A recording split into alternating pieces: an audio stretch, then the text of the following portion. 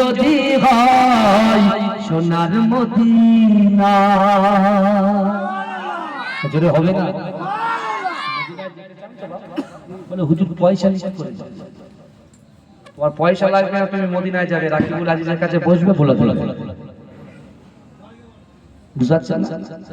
যে তিনটে আমলের কথা বললাম কোরআন থেকে, এই তিনটে ধরেন, বেশি নয়, 6 মাস দেখেন, আপনি যেটু অন্তরে থাকতে হবে আল্লাহর ভয়।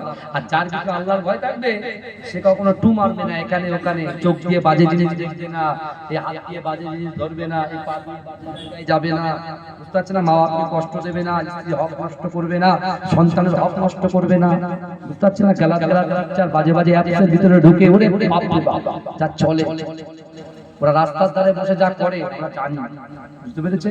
তওবা করেন, ছাড়েন, আগামী 4-5 দিন পরে রোজা, তাই তো?